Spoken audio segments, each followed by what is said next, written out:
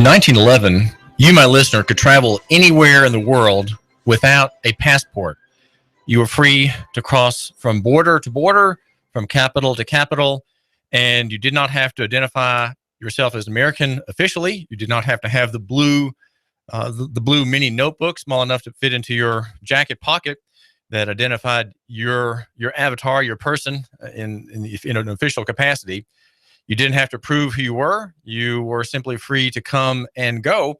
You could leave the country and you could come back into the country without having any questions asked about your whereabouts, your travels, your connections, the purchases you made, and the like. That is 106 years ago in 1911. You could travel the world without a passport, and unless you wanted to have one. Now, if you're going into a place where there were hostilities, where there was fighting, you might want to have some kind of official registration from the consulate or from the embassy, American embassy, saying that you were American and that you were not a party to the belligerents, right? You were not on either side in the war, and that you were just there on business, or you were involving yourself in a mine or something of that kind. You were involved in a rubber plantation, and did not have a stake in the conflict between, say, the government and the rebels, or two governments fighting over a border line, whether it includes a river bend or not. That's the kind of thing over which wars were fought. In the 1911 Britannica Encyclopedia, a passport is called a safe conduct in time of war, a document granted by a belligerent power to protect persons and property from the operations of hostilities. In other words, if you needed a passport as an American, it was because America was in war, and you had to identify yourself. In its more familiar sense, a passport is a document authorizing a person to pass out of or into a country, or a license or safe conduct to the person specified therein, and authenticating his right to aid and protection. Although most foreign countries may now be entered without passports, the English Foreign Office recommends travelers to furnish themselves with them. Of course, this is what you see in Masterpiece as affording a ready means of identification in case of need. So the passport was useful not in times of peace, but in times of hostility, and it is a way of showing yourself to be an innocent person. You may have a connection with one country or one government or another, and you are not a belligerent. And it is a sign that your hands are up, your palms are open. You are not you are an innocent party, and you have this document just affirms that in an official way. Well, this is David Tulis, and our question is there a passport to prosperity here in Chattanooga and Hamilton County among immigrants who are here illegally? We are told that there are hundreds of them. There are tens of thousands of them in the region, many of them living in North Georgia and have worked in the textile mills there. They're here without passports. They're here without papers. They are called, sort of euphemistically, undocumented. And of course, the Associated Press has, I think, pulled back on calling them illegals. And I would say that if that is a style decision by the editors there, it may have some interest in local economy and the free market. And that is what I cover here at AM 1240 Hot News Talk Radio. My name is David Tulis, and we cover those topics. And we make the argument that we should love our neighbors and buy local, and that if that's true, if that preconception, if you will, is true, if the presupposition of the free market is local and local-centric, then we have some repairing to do in our thinking, especially about people from Guatemala, the Honduras, and Mexico, and points south in Central America and even South America, who are here as strangers and aliens. They're here marooned from their past. They've made terrifying journeys. They have crossed mountains. They have crossed rivers. They have entered into forests with strangers in columns to cross an invisible line between, say, Mexico and Texas. They're here because they want to work. They're here because of terrible circumstances in their home countries. and they want to be left alone more than anything. And in that sense, wanting to be left alone, they're like you. You, my listener, want to be left alone too, right? You are a Southerner. You're a Southerner perhaps by adoption. Maybe you moved here from Minnesota or Detroit. Maybe you're from a high-tax state such as Massachusetts or Connecticut or Pennsylvania, and you're here as a fugitive, if you will, because it's better in the South. It's freer in the South. Tennessee is a no-income tax state. It doesn't pretend to be able to tax wages. You have moved here not just for the climate, but for opportunity. And you've done so without a passport. You've crossed you've crossed several national borders to get here. You've entered Tennessee without having any kind of permission or passport from another state. And well, wait a minute. You do have a passport from another state. Wait a second. Hold on. You do have one. It's your so-called driver license. Well, okay. Well, we have not escaped the passport system entirely. I must say, I'm just catching myself. I'm talking grandly about our states and these 50 nations and so on. Well, maybe I'm wrong. Maybe I'm overstating their independence. All of them look alike, right? In their administration, all of them have departments of safeties and homeland securities, etc. DMVs, as they're called DMVs around the country, even though the names of these executive branch agencies in these state governments are all often very different from that. They're not necessarily departments of motor vehicle. But anyway, they offer and they issue an administrative document called a driver license, which is in administrative law and is a kind of passport that says, we are in belligerent situation, we're in warfare, and we need to have you identify yourself as who you are so that you will not be hurt, right? That is kind of the argument that's made by these regimes, which our young people enter at quite early age. I think 16 or so, they get provisional driver's licenses and graded licenses to travel by car in an act that has been converted by the state into a separate act in commerce called operation of a motor vehicle, right? They are travelers and users of the road, users of automobiles, and as they enter into the administrative system to obtain their passport, they partake in what's called driving, which is a commercial activity, and they are operators of motor vehicles, which are all commercial terms, every one of them in commerce. They are subject to the state, and they are not free. So here we have in Tennessee, we have people who come here to work. They come here to prosper. They're immigrants from faraway places, and some of them don't speak English very well. Some of them are trying very hard at church learning centers and tutors, and just by rough usage in the marketplace, they are learning to speak American, and they are without papers. And they're without papers on more than one point. They've crossed this invisible line into the United States, right? They've crossed this invisible line into Tennessee and are here working now, prospering local economy, a free market. And many of them are Christian people. Many of them are devout Roman Catholics. Some of them are marginally interested in Roman Catholicism. Roman Catholicism is for them Christianity kind of at the margins of their lives. It's in Latin countries, the church is a kind of an all-consuming presence, no doubt. And so they have some interest in Christianity, and they know who Jesus is. They know who Mary is, perhaps too well. And they know about salvation, and they know about the promises of heaven, and they know about God's laws, and they know that they need to repent of their sins. So they have an interest in Christianity of some kind. And here they are in our state, like you, right? You, my listener, maybe not a practicing Christian, but with an interest in Christianity nonetheless. And they are trying to prosper, trying to be free. They don't have papers of any kind. They work for cash. They work very carefully. They are vulnerable to abuse. They are vulnerable to evil employers who refuse to pay them, who lock up their papers, lock up their other forms of ID, their national IDs from Guatemala and their national governments that they may have come here with, and they are vulnerable. But they are, in many other respects, ahead of us, ahead of you, my listener, and ahead of me, because they are living in an area that is constitutionally protected, and they're living in an area that is understood at common law, the old common law, which Americans have in many ways laid aside, replacing it with the law of the state, the modern state. and its rules.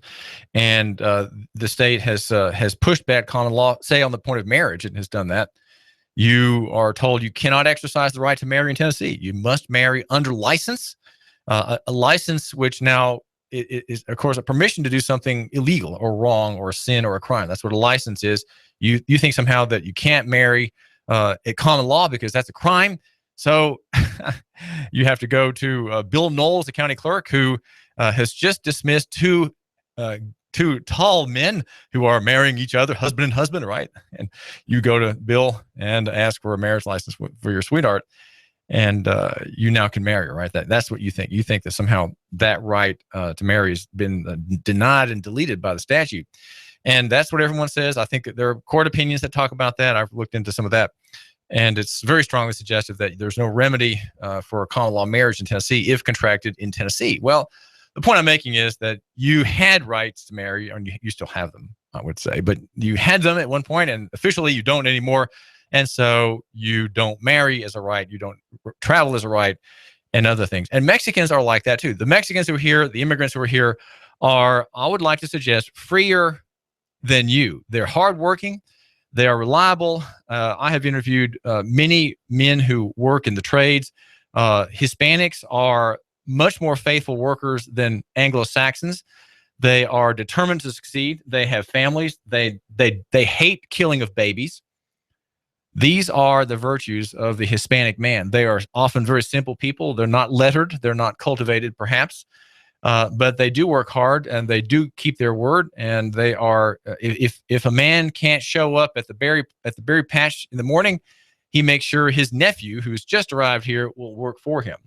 That is what he does. And the landowner, the man I interviewed, will be happy to have that hand there and not be shorthanded on the crowded rows of berries days when he has very, very intense labor to harvest before there's spoilage.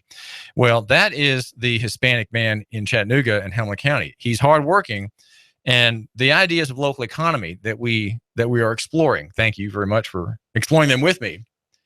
These ideas are going to welcome him. And we're going to hear in a couple of minutes from Gladys Pineda-Lohr from Chatt State about a passport program, a passport to prosperity. And I think that she's going to tell us about how that includes often education and schooling at perhaps Chatt State and other opportunities as well. But the point that I'm making that I want us to consider is that the passports generally, as a concept, are from a hostile party. They're from the state, which has, with its systems, endless systems that has made since the 1700s, it has turned everything that is the way of by way of liberty into a privilege.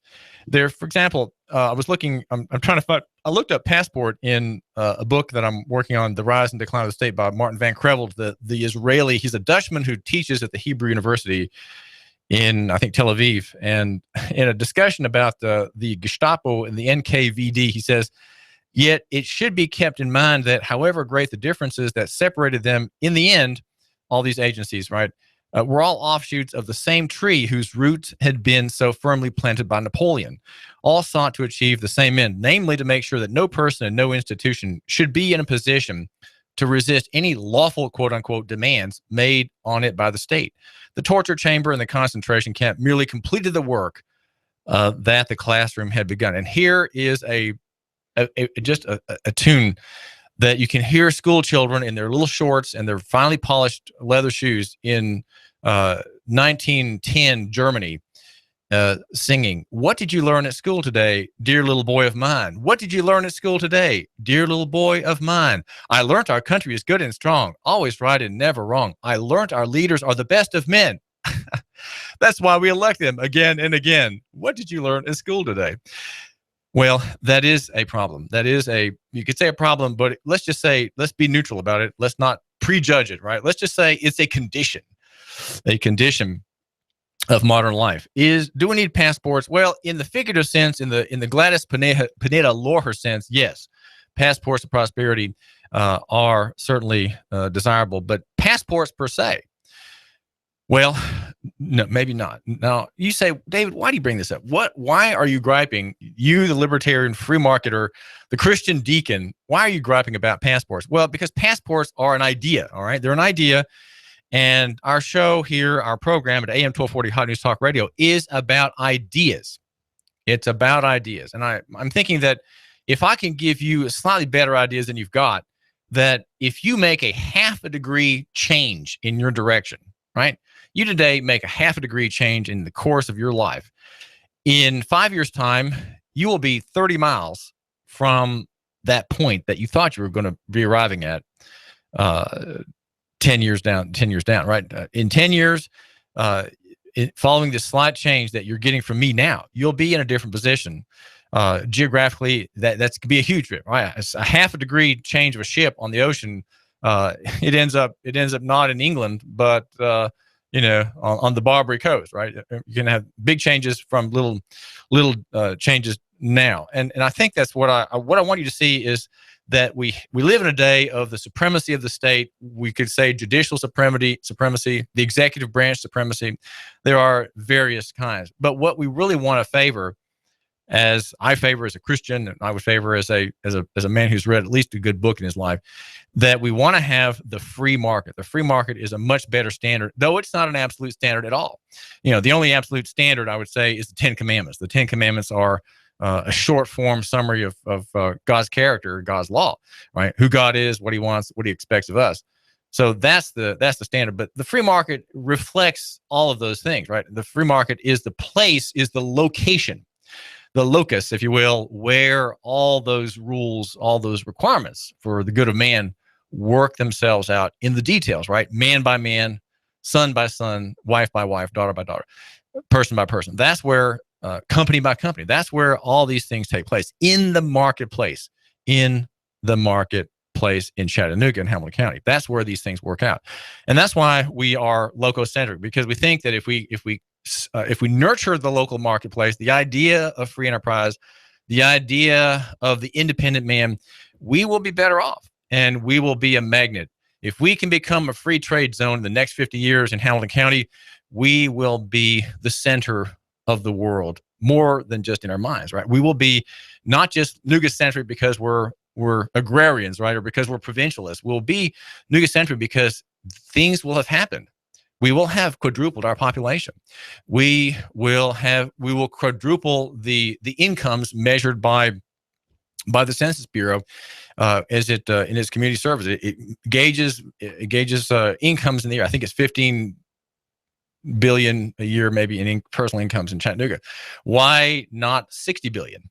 Well, we've got a long ways to go, and the direction to get there is the free market. It is the pulling back of the state. Well, you ask yourself, well, David, what about these reports in the past couple of days? One of them in the Chattanooga Times Free Press about privatizing the prison, right? Privatizing the jail downtown. Is that what you want? Is that not bringing the free market here? No, that's not it. Because there's a principle involved there that is being violated. And my thinking is, after I read the Chattanooga Times Free Press report on the three options, right? CEO Inc. is one of the ones that would be challenging Corrections Corporation of America for management and operation of a new jail.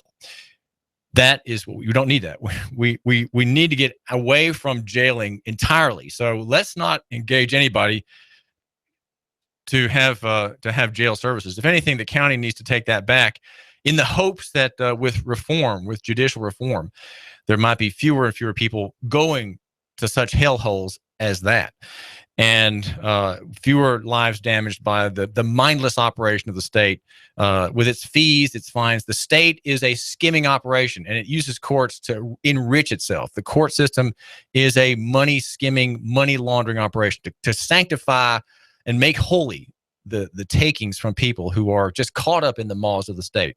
We are trying to find out some details about how many cases are that have been prosecuted, that are under probation, that are in jail because they can't pay the fees. In other words, debtor's prison. We're trying to find out how bad that system is. We know it's bad.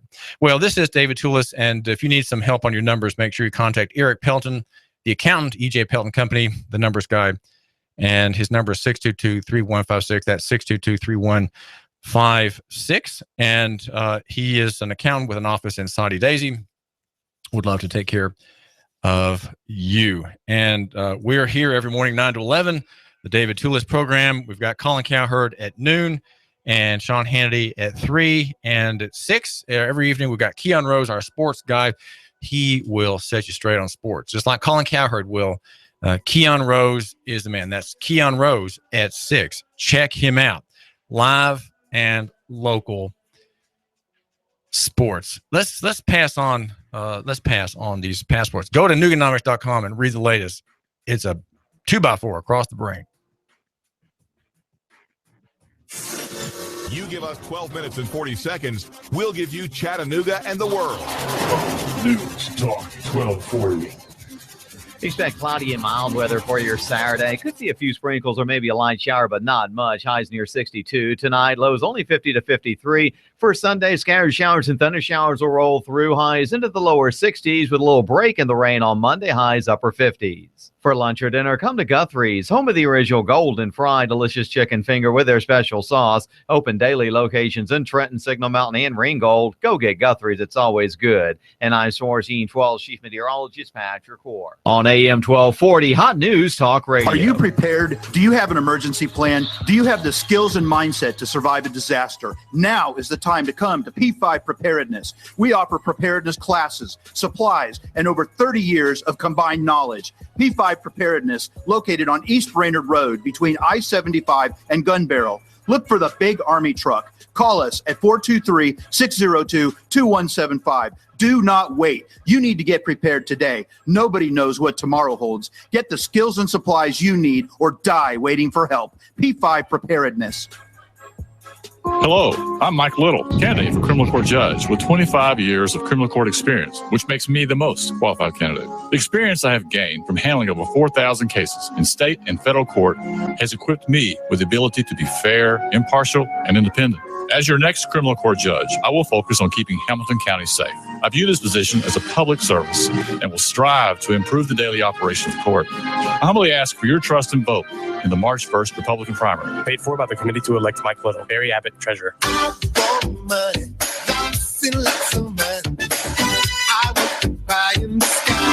On your signature, you can get $150,000. Can you believe that? $150,000 on your signature. Hi, I'm Bruce Krebs with the Entrepreneur Source. There's a program right now that you can get $150,000 on your signature with no pledge of collateral or personal guarantee. Call me at 423-875-5621 to learn more. 423-875-5621. You've been thinking about starting a business? Don't do it on your own. I have a proven track record for the last 13 years, a 96% success rate. I can guide you into a franchise where you will pay yourself through the startup phase with very low or little risk. Call me now. I'm Bruce Krebs at 423-875-5621. And make sure to listen to the Entrepreneur Hour every other Wednesday from 11 to 12 o'clock. Call me now, 875-5621.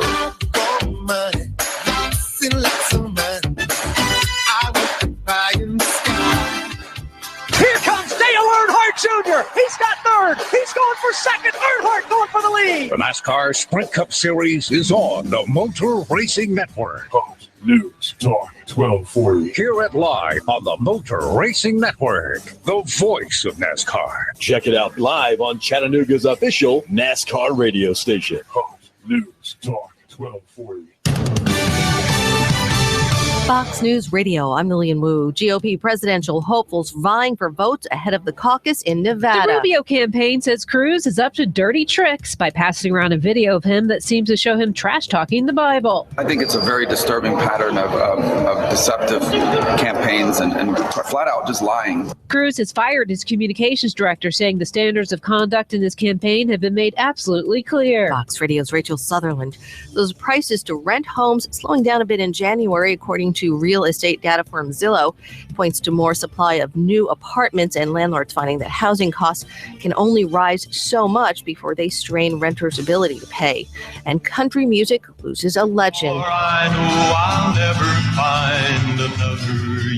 Sonny James.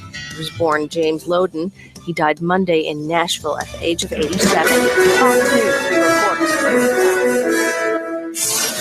You give us 12 minutes and 40 seconds, we'll give you Chattanooga and the world. Fox News Talk 1240. AM 1240 Hot News Talk Radio with your Hot News Now update. The CPD is searching for a gunman who opened fire on Monday on a maroon vehicle, striking a 14-year-old boy who was in the background. One photo shows him walking down Ocoee Street, and then in the next moment, he's holding a handgun. Police said that further investigations found that a juvenile was struck by gunfire when two unidentified individuals began shooting at each other. It's not clear if the two individuals who were firing on each other were injured by gunfire. The CPD is asking for your help. If you have any information, call 423-698-2525. The Bradley County Sheriff is calling it borderline vandalism. More than 100 tires were dumped behind the Faith Memorial Church on 17th Street in Cleveland, and the police are still trying to find who did it. Pastor Jimmy Dupree says that he could not believe his eyes when he looked behind one of the buildings on campus and found more than 120 tires in their backyard. And the Georgia House of Representatives has approved a bill which would allow the carrying of concealed weapons onto college campuses. If it's going on in the Tennessee Valley, it's going on Hot News Talk Radio. You give us 12 minutes and 40 seconds, we'll give you Chattanooga and the world. News Talk 1240. Live from Chattanooga, Tennessee, it's Nooganomics with David Tulis.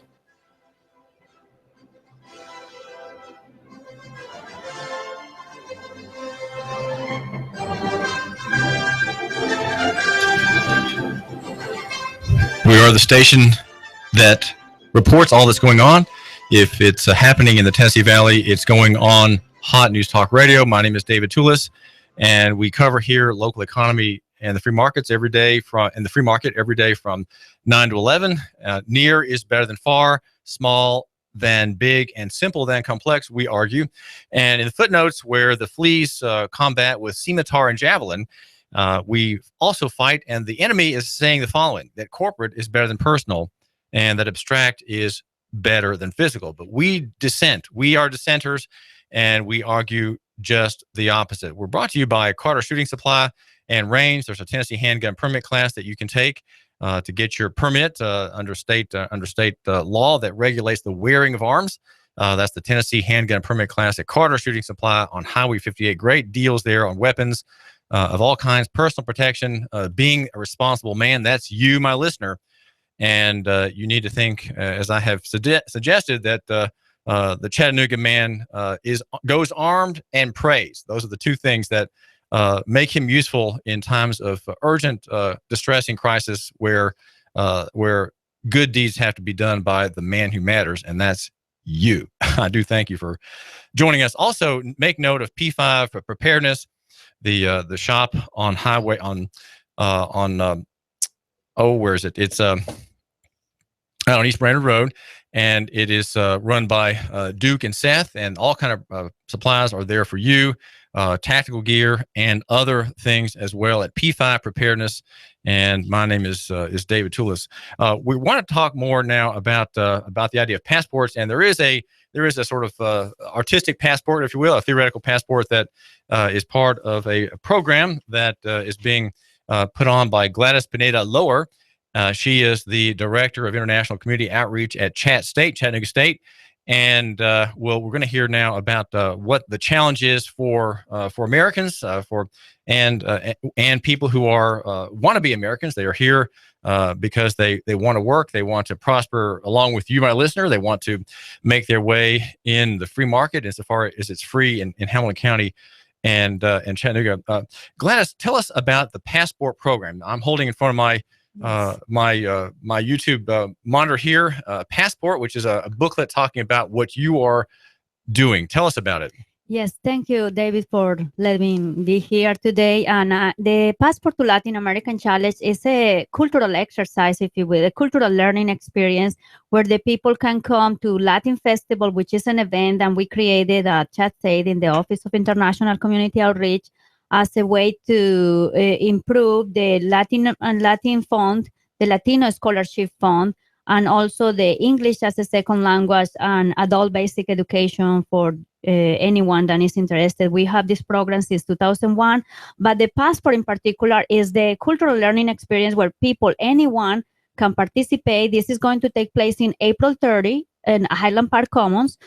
We are going to have different stations from the 20 different countries, Latino American countries that are represented here. And the idea is the passport will serve as the way to get to know your neighbor, get to know the Latino community that belongs to these 20 countries that are represented. And you will go from a station starting from Argentina, and then you will move on. And as you can see in the booklet that David is showing in the camera, we start Argentina, Bolivia, Brazil, Chile, Colombia, Costa Rica, Cuba, Ecuador, España, Guatemala, Honduras, Mexico, Nicaragua, Panama, Paraguay. I can go on, but it's 20 countries. Well, tell my listener what the viewer of our show, Gladys, is seeing. I'm holding a page here. It's got on the left-hand side a flag of Nicaragua and Panama. On the right side, Paraguay and Peru. All right, there's a circle next to each flag. What is the circle for? Okay, this is the cultural learning experience is very similar to when you have to go to the airport and you have to show your passport. So the idea is the local community can get to know the different cultural values and the different beliefs that we have. And not everybody that is Latino is from Mexico. That's a myth that is being said around. And we want to make sure that everybody don't bulk, all of us don't put us in the same bucket. We have different values, different beliefs, and we are very hardworking people. As you say, David, when I was working with the chamber, an opportunity that I had is I went to 175 business, Hispanic, Latino business, and that show you that the Latino community is impacting positively the local economy. So it's kind of trying to bring up the fact that we are here, we are trying to do the right thing. We have our families and we want what everybody wants, a good job, decent life, and trying to prosper, contributing to the society. Is the passport program something aimed at, let's say, blacks and Anglo-Saxons, or is it is aimed at people like me, right? I'm a Native American of a couple of generations, and it's aimed at people, convincing people like me of the place of Hispanics in Chattanooga and Hamilton County.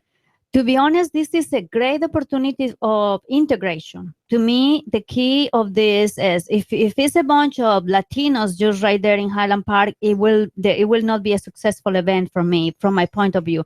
And my point of view is people such as you, David, that do not maybe know very well the different values, the different community. And I'm not saying that you don't, but so many people in the community at large maybe didn't have the experiences to travel abroad.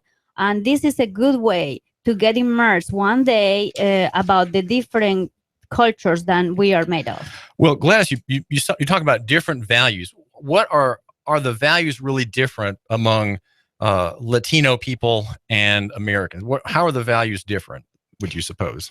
Well, I guess when I'm talking about from the perspective of cross-cultural training, when we are talking about the different values, how we do business, how we handle transactions, how we do things, the beliefs and the value system, I guess we have so many similarities, as you said, but I think in the different cultures, for example, when you are talking with the Guatemalan culture and they are not looking to you and to your eye, and maybe you think that's something that I will not trust, but in the Guatemalan community, it is something that is expressing respect towards you. And it can be a misunderstanding because little things like that can generate a misunderstanding. Well, that's a very important point. I had not thought about that. Well, can you tell us? Can you tell my listener who's a businessman other things of that kind that would affect his transactions with a Hispanic business partner or a B2B relationship? I think a very important point of this is not just for the clients, but the workforce they are hiring, or whatever it is, the relation that you have with the Latino community, or if you are even targeting the Latino community with your products or your service, you need to make your research about it, because we all are very different, even though we have so many similarities, but then understanding the reasons behind the behaviors, for example, can explain so many things that are sometimes reason of misunderstanding and miscommunication. Can you give an example or two, Gladys, Pineda-Lohr? That what you're saying is very interesting. Show me what you're talking about. Show us by example what the problems could be and how you can avoid them. Okay, I hear when I was part of the Chamber of Commerce, one of the things that we did is how we do business with the different countries. And one of the reasons was that because it was within the community was a misunderstanding. For example, what I was just mentioning about the Guatemalan community, a person that was hiring a landscaping company was telling me, well, I was trying to talk to this person and this person was not looking to me into my eye. And it seems like then it generated not trust. The person started thinking, what is that? And I explained to them that the Guatemalan community has that issue, if you will. No, it's not an issue. It's a cultural, cultural trait. Yeah, and the fact that a Guatemalan man may not look at the man who might hire him in the eye, that's not really a value difference. That's more of a custom, it seems. I mean, values, when you say the word values, I think of moral values like right and wrong, good and evil, do you cheat or do you not cheat, do you honor your contracts? Those are values. Yes. Yeah, I guess I didn't say the right word in that aspect because, yes, there is misunderstandings or some things, for example, what people eat or not eat, but that's a different thing or different things. The passport is something that I would like to invite everyone that is out there to bring your kids, to come yourself, open mind, and try to get connected with our local Latino community. We have so many things that we are bringing to the table, and just give us the chance, get to know us. I've got a listener who's just about to have to turn off his radio. In a quick nutshell, what is the website, Gladys Pineda-Lohr, that he needs to go to find out more about this, or have his wife check for? Yes, www is latinfestivalcha.org. Latin Festival Cha, like the city, cha.org. So if they don't remember that and they can't write it down, if they just Google Latin American Festival Chattanooga, it'll come up, do you think? Yes, you can go either to the Chat State website and the Latin Festival 2016, or you can have it in Facebook. We have an event. You can share it with your friends, and that will be a great way for you to help us to spread the word about this event. Well, I mentioned, Gladys, how workers from Guatemala, according to two tradesmen I interviewed on our show, I asked about workers. They hire, they favor and they prefer Hispanic workers, and they do because workers who are here from another country, they keep their word. They're late. They're not late. They show up. They're not lounging around. They're ready to just do all that has to be done. They're apparently very faithful people. Now that, I would say, that would be a value that the listener who's a businessman or who is looking to hire someone to repair his roof or to make repairs on his house, those are things that are valuable. This testimony from businessmen here in Chattanooga. Yeah, I do believe that the work ethic, and we are kind of well known for our work ethic, and I do believe that that's a value that is important to recognize when you are kind of hiring Latino community. Once you are committed with an employer or a job particularly, they do above and beyond if they are being treated as anyone that wants to be treated, if you will. So if my listener has a contract, say with a Latin business owner to afford for $5,000 is to do some kind of services, he has an agreement with a Latin business owner for $5,000 worth of services that will take place over 2 weeks, and the end result will be X. Your suggestion is that Latin business owner, all things being equal, will perform the contract, will satisfy the arrangement, and will not try to somehow get out from having to do the whole job or cut back on materials or anything like that. He's not likely to do that, or he's no more likely to do that than an American. Exactly.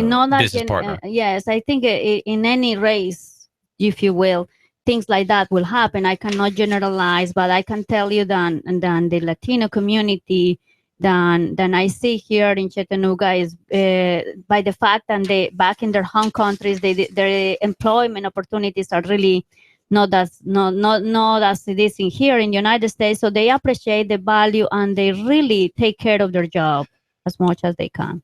We have Gladys Pineda-Lohr printed out a document that I wanted just to mention to you, my listener, and that is regarding the census from 2010. The Hispanic population in Chattanooga is estimated to be 5.5% of the total population. The non-Hispanic international residents make up another 5.9% of the total population. And the language other than English spoken at home, age 5 and up in 2011 up to 2011 is 7.7% of the people in Chattanooga. Chattanooga has about 140,000 people residents. I think the county has about 350. Well, yes. Not remembering exactly, 350,000 or so. Is that close? That's okay. Close. So it's under 10%. And the printout from Gladys from Chatt State says the growth of Hispanic and international community continues to play a vital role in the strength of the economy in Chattanooga and throughout East Tennessee. What else can you tell us about Hispanic people migrating here? Why do people come to the South? Why do they come north and then they're here in the South? What are the reasons for coming, Gladys? Well, I think I'm going just to say my particular case. My country was not very safe. I'm originally from Colombia, South America. And my country was not safe. I was a young professional at the time that I came to United States, and I realized that I didn't want to have a family in a country that could not reassure the normal safety that you will need. And I do believe that so many of the people that come here have very different stories, not better or worse than mine. But we all are trying to look to the same thing than any other race, to be honest. Well, my listener, when you say not safe, my listener wants to know more about Colombia. How old were you when you were there? What did you see? What happened to you as a native of Colombia? And what pushed you over to saying, okay, I really can't stay here? Tell us about those circumstances. Well, was not planning to talk about that, but okay, now you're saying this. Back in Colombia, I, as a young professional, our family was, I guess, victim of some kidnapping, and I lost some family members and some people, and I was upset with the government because we lost more than properties and family. I'm here, so I decided I cannot stay in this country. This country could not protect my family, and I was upset with the system. You left as a single woman, right? Yes. You emigrated alone? Yes, I did. I decided I have many opportunities. I have family across the world, to be honest. But I decided to come to a country, to United States of America, because the freedom of speech, I always was fascinated when I was growing up studying about United States. And I came here just for vacations initially, but then the fact that I was trying to start and pioneering, if you will. I have family in Europe and in South America and Argentina, but I decided that the United States was the place where I was wanting to be. And you're a married woman. Tell us about your husband and your children, Gladys. Yes, we have a blended family, a large family. We have four beautiful children. My husband is a chiropractor here in town and a great supporter of my initiatives. Happily married. Not sure. And what is his name? His name is Terry Lohr. He has a practice here in Hickson, Tennessee, and a great supportive husband and loving father. Gladys Pineda-Lohr is here telling us about the Latin Festival 2016. It has got several sponsors: Chatt State, Benwood Foundation, The Pulse, newspaper, TVA, EPB, Chick-fil-A. They're all funding this event Saturday. TVA, yeah, and Blue Cross Blue Shield to make mention of all of them, that all get their little moment in the mouth. This is April 30th. It's a Saturday. It starts late Saturday morning at 11 till 3. It's at Highland Park on 2000 Union Avenue. It's free, and the goal is for you, my listener, who you have preconceptions about Hispanics, of course, so do I, and people from the Latin world. And here you can come and meet them and see booths from various countries. There's a very large number of countries mentioned here, Gladys. I'm wondering if there are not too many. I mean, you have Spain in here. You have Colombia. Here's your native country, Argentina. Do we really have a lot of people from Argentina in Chattanooga? We do. I have to say, last year in our first event, we spotlight, if you will, 25 countries. This year, I reduced the number because exactly what you are saying. I realized that, for example, a country as Bolivia didn't have that many representatives, so it didn't make sense. So the countries that I'm highlighting this year are 20 countries, and all the countries have some sort of representation that is significant, if you will. Well, it still seems like a really large number, but so Argentina is one, and Brazil is no. Now, you didn't. I don't think you mentioned this little booklet that is your icon for this event is a passport. I'm holding it up here for our YouTube viewer. We are, by the way, always on YouTube. My show is live. I'm David Tulis. That is my name. I'm the editor of Nooganomics.com, and the passport here has beside each flag there's a stamp. Is there supposed to be a stamp that the booth operator is supposed to put into the booklet to show that you, the visitor of this event, have been to that booth? Is that yes, the exactly. The idea is we have something. The network that is forming this is like the first thing that I did was the network, which is the cultural ambassadors and international achievers are representatives such as me. That being international are creating some positive image of the international community, and they will be sealing your passport. You'll be stamping your passport. Well, if you go to Nooganomics.com, you'll find today an essay that has a picture. Gladys is very, she gets around. I follow her on Facebook, and she visits officials, and there's a photograph of her holding the passport for this event with County Mayor Jim Coppinger. And the question I'm asking in my work at Nooganomics.com is about liberty. We think we don't have enough liberty, and the reasons we don't have enough is because of the claims of the administrative state.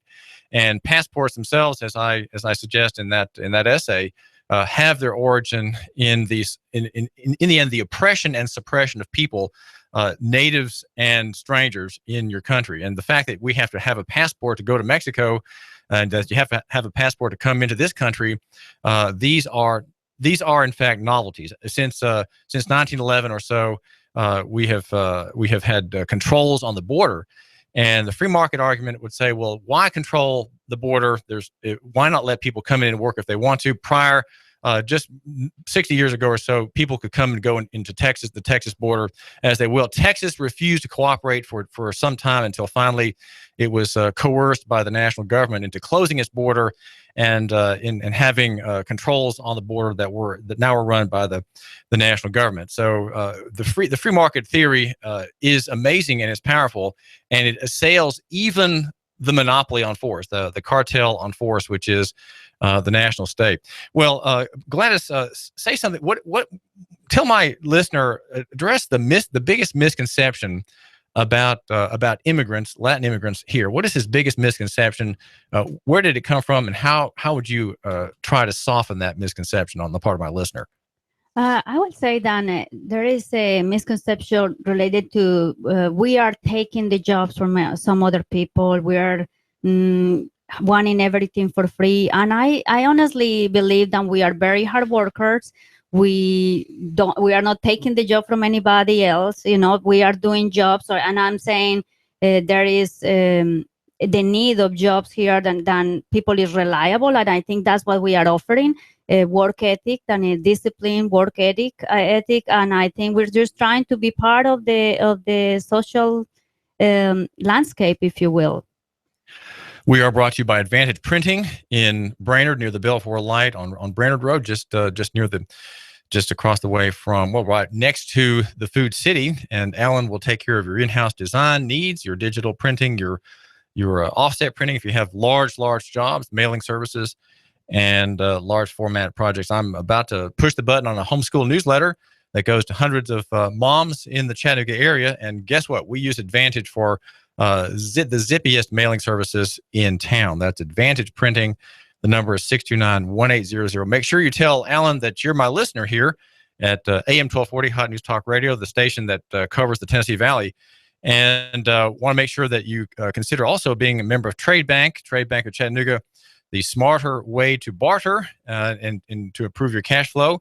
This is B2B relationships, and you can, whether it's accounting services or photography, law services, you name it, all available at Trade Bank of Chattanooga. Call Jürgen Mutz, the German with the Southern twang, and he will fill you in 877-2202. Gladys, Pineda-Lohr, thank you for joining me. Thank you so much for the opportunity, and I hope to see everybody in Latin Festival. The Latin Festival is April 30th. It's a Saturday, late morning to early afternoon in Highland Park. David Tulis. I'm blowing everything up. We're starting over. I'm doing a new show. I want guys who push it to the middle of the table and go over the top. Take a risk, fail miserably. I'm right, and I'm not wrong, and I'll never back down. Conflict works. Allow it. It's The Herd with Colin Cowherd, right here and everywhere. Noon Eastern. You give us 12 minutes and 40 seconds, we'll give you Chattanooga and the world. News Talk 1240.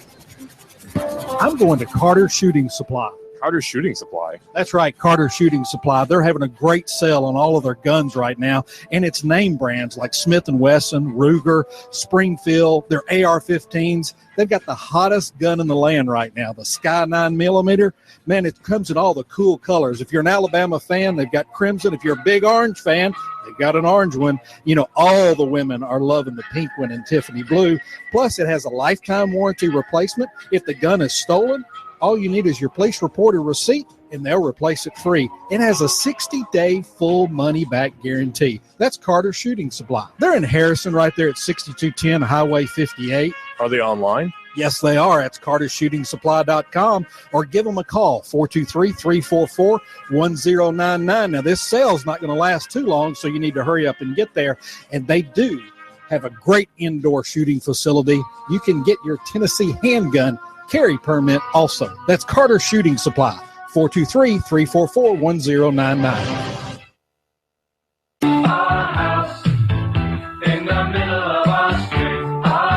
Hi, I'm Sabrina with Sabrina Realty Associates. Now is a great time to sell your home. In our area, inventory is at an all-time low, which translates into higher sales prices. Call us today at 423-499-7780 to set up a free consultation and discuss our unique and aggressive marketing programs. We will provide you with a free market analysis to determine the right value of your home. Call us today at 423-499-7780 or visit our website at SabrinaRealty.com.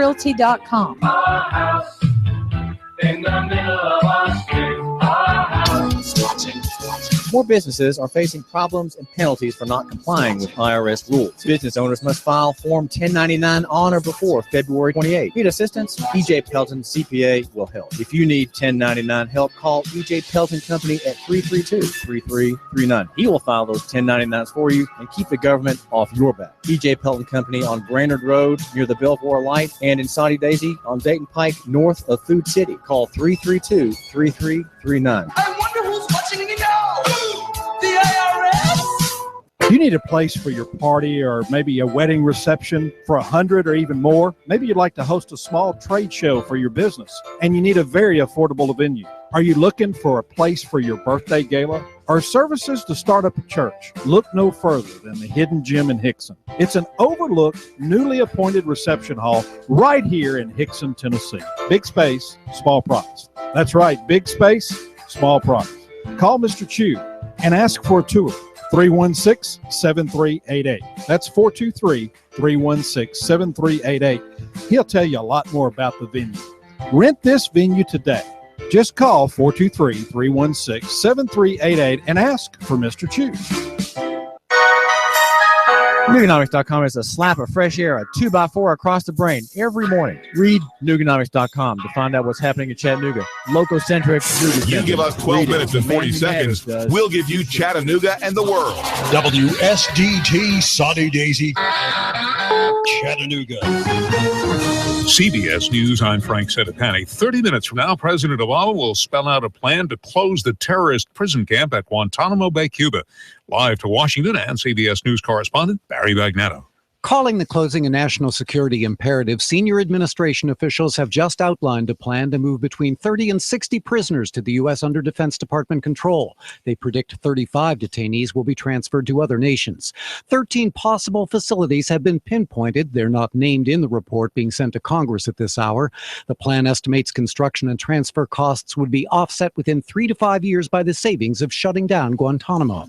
I'm Stephen Portnoy on Capitol Hill. The Republican chairman of the House Armed Services Committee says he's open to at least holding a hearing on this plan. But Texas Congressman Mac Thornberry argues any strategy to close Guantanamo must have bipartisan support. For years now, majorities in both parties have voted to ban the U.S. resettlement of Gitmo detainees. The president's proposal was commissioned by Congress, due today, and may wind up just collecting dust. Frank? We have breaking news from Phoenix, where a house on fire turned out to be the scene of a gruesome murder-suicide. There are 4 dead, which includes the suspect or the shooter in this particular case, and we have a child that is still being worked actively. Police Sergeant Trent Crump says all of the victims were members of the same family. In Kalamazoo, Michigan, the 14-year-old who survived a weekend shooting spree that left 6 other people dead is clinging to life. Abigail Koff's mother, Vicky, refuses to give up hope. My daughter is not dead.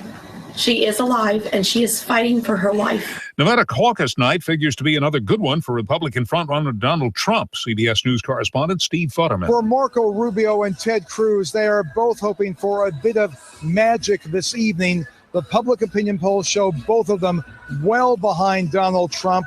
They would like to see at least a close race. A new Quinnipiac poll shows Trump has a small lead over Ohio Governor John Kasich in the March 15th Ohio primary.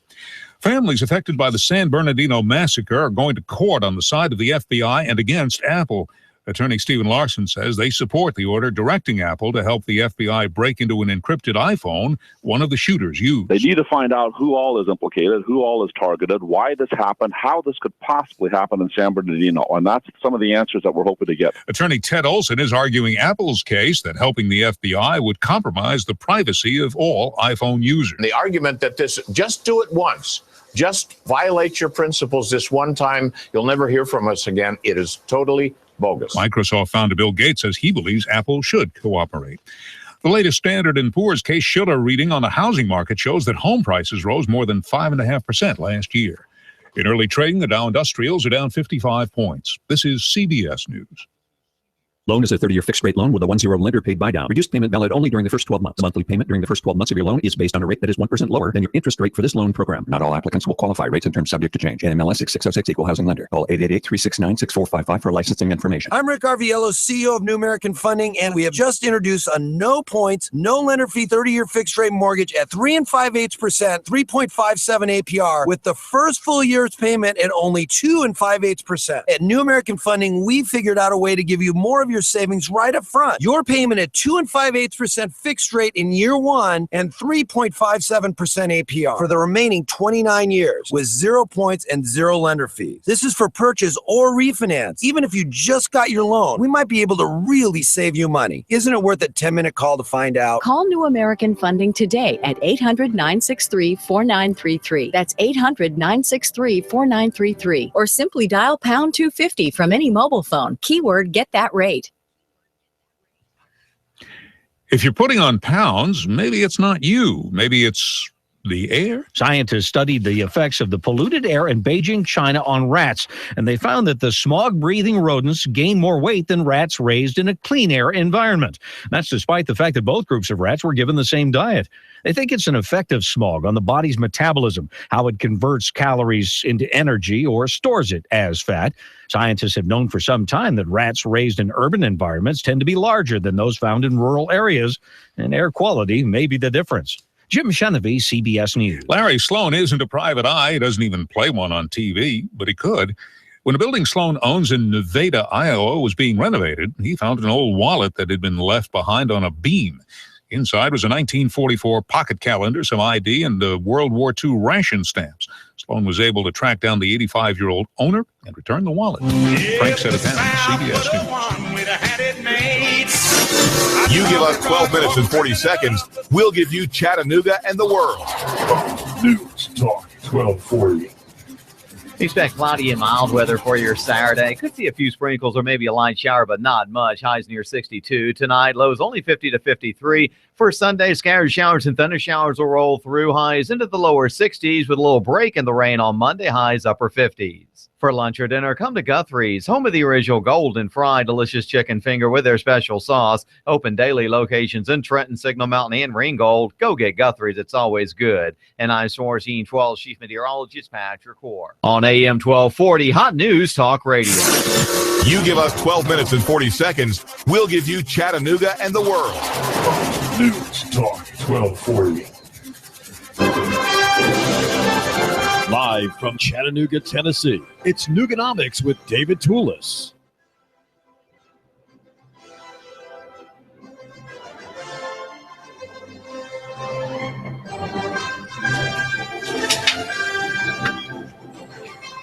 Josephine Okiakpi is 69 years old, and she's on the witness stand. She's testifying in a hearing Friday, according to WRCBTV.com, in its story out of Richmond.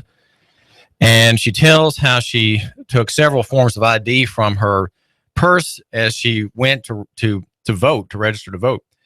A birth certificate, a social security card, a voter registration card, and even a bank statement. And she handed these over to the workers at the Woodbridge, Virginia polling place, but none of them had her photograph on it, and so she was not allowed to vote. So here we have a black woman who is in a former segregated city. The story says at TV3's website, and she weeps on the stand. She weeps on the witness stand about recalling her frustration in voting. Well, it's interesting what voting implies and what it entails here. The proofs demanded in Virginia for voting, which is an exercise of the corporate franchise, is greater than the proof needed to make a statement in a criminal capital case, okay? If you have a witness in a criminal case in which a man's life is at stake, a capital case, in other words, a witness on the stand identifies himself or herself as Josephine Okiakpi. She states, usually at the beginning of her testimony, she states her name and address, and that she lives at a certain in a certain county, and that is sufficient. She does not need to prove her identity there in her testimony that could put a man to death. No, she doesn't have to present any kind of evidence of that kind. She doesn't have to show her birth certificate. She does not have to show her driver's license with its photo ID. And because the legal proofs are that she is a human being, she is a female human being in her natural person, and there she is as a person, as a human being on the witness stand, testifying as to what she saw in a case that could put a man to death, right? Or even several people to death if it's a mass murder case, right? With several people, maybe a gangland killing. Her testimony is acceptable and legal, apart from the administrative duties that here to vote she is expected to perform, right? She has a duty to perform administratively through her avatar, through her legal fiction identity with the photograph attached. In other words, she is not a real person apart from a state issued ID, A, and B, a state issued ID with a photograph on it, connecting her avatar to her flesh and blood person. That is remarkable how important that connection be in many, many ways. The ID that you have, you, my listener, have an ID that connects to a real man, a private person.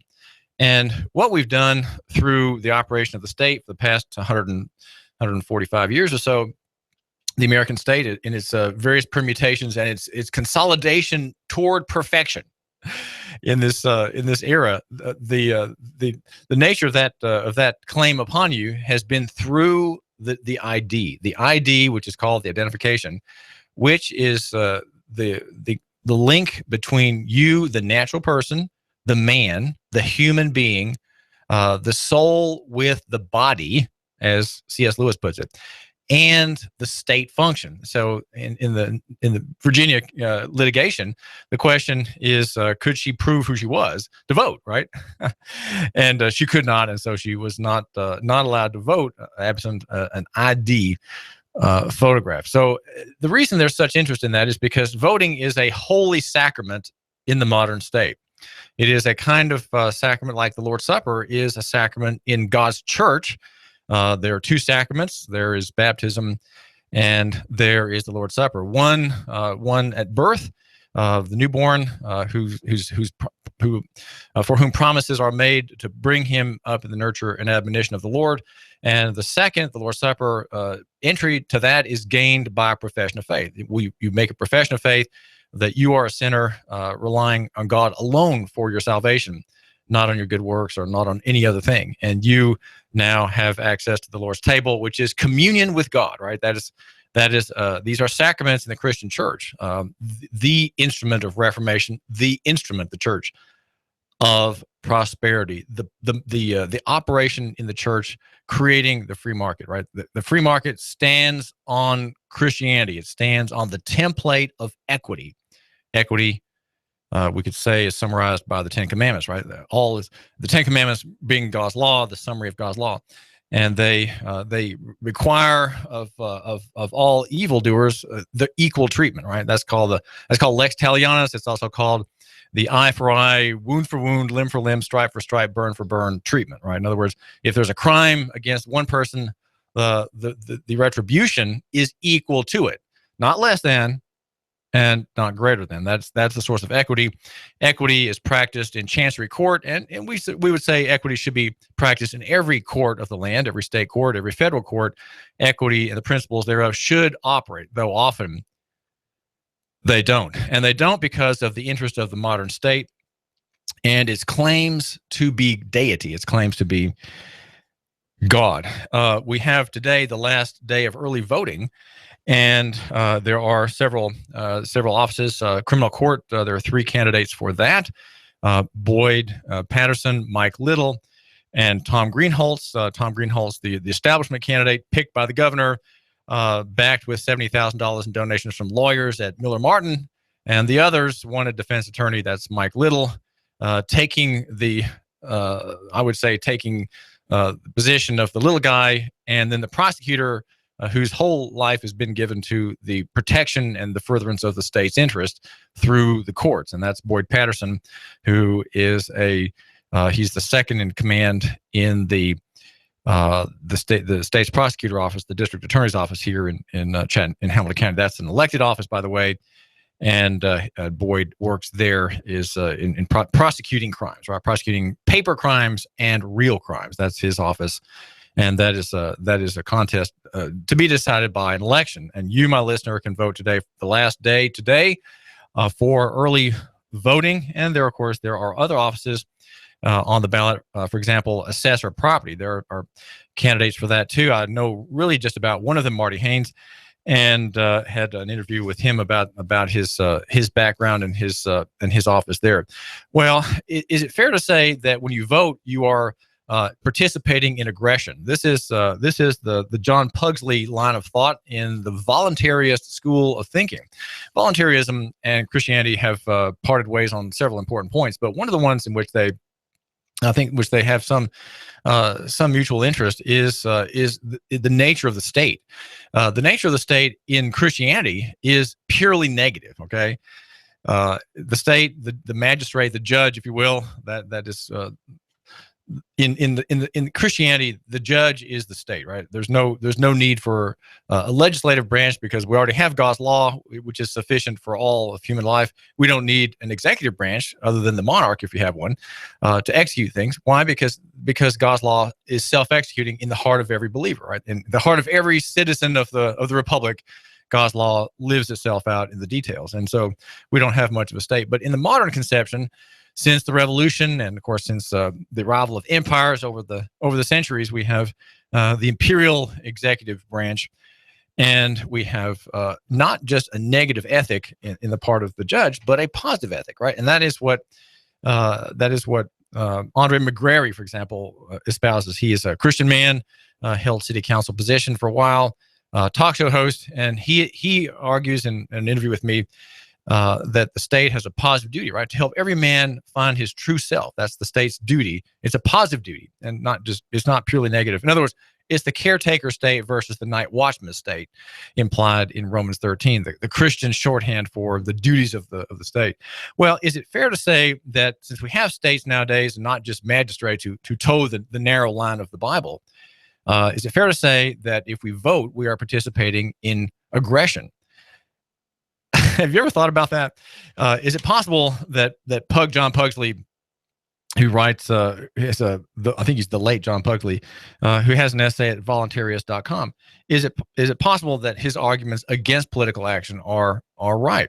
When you vote, he says, you're choosing which man you want to aggress against the other. So Democrats want to have Bill Clinton's wife to aggress against everybody.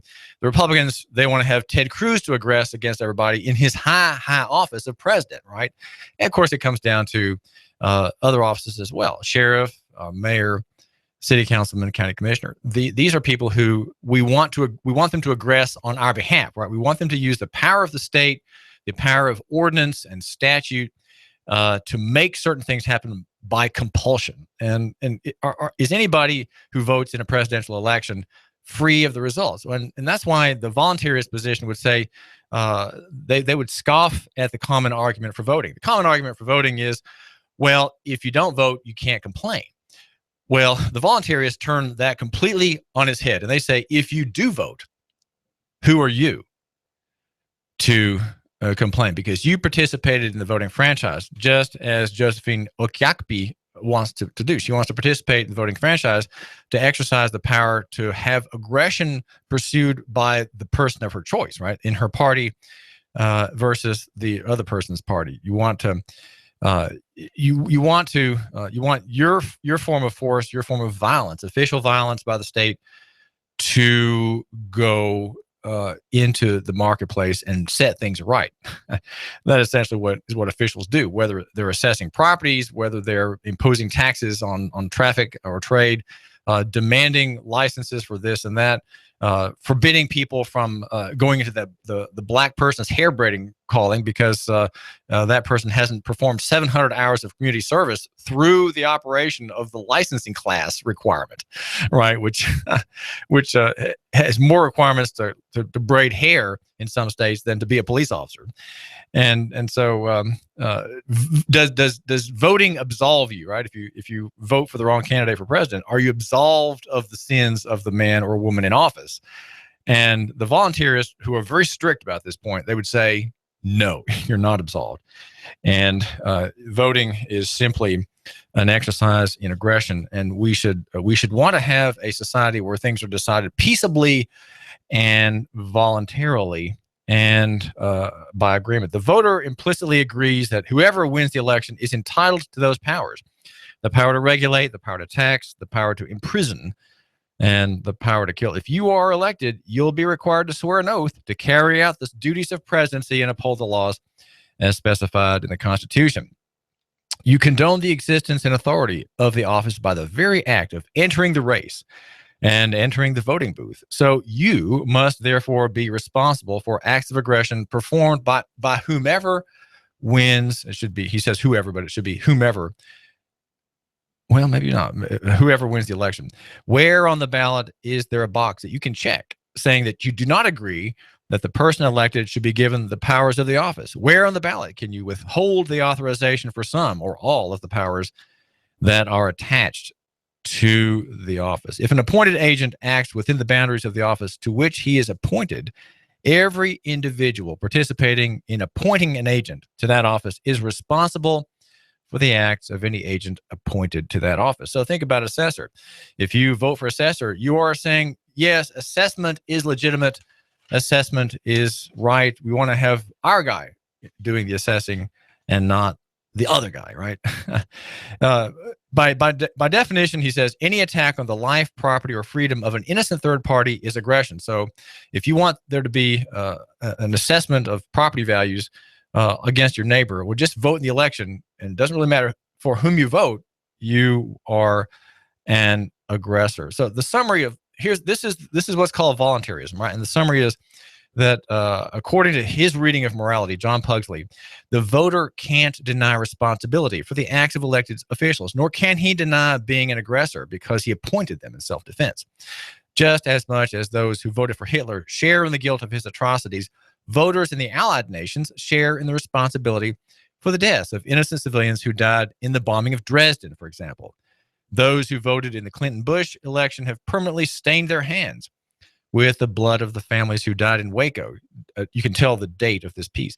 Those who vote in the next presidential election will share responsibility for the theft, coercion, and destruction of the next administration will wreak on Americans as well as on innocent people around the world who fall victim to American intervention. Since a voter appoints an agent and empowers that agent to aggress against others, the act of voting is immoral. It is wrong, he says.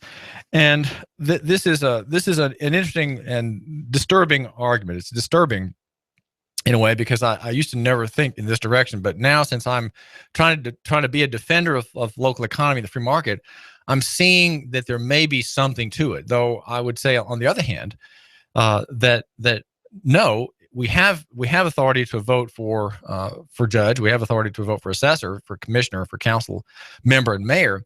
It need to be a godly man. It needs not be a Democrat. It needs not be a Republican, but rather one defined by his fear of God, right? His fear of trespassing a holy and moral order, which entails, of course, the right of property.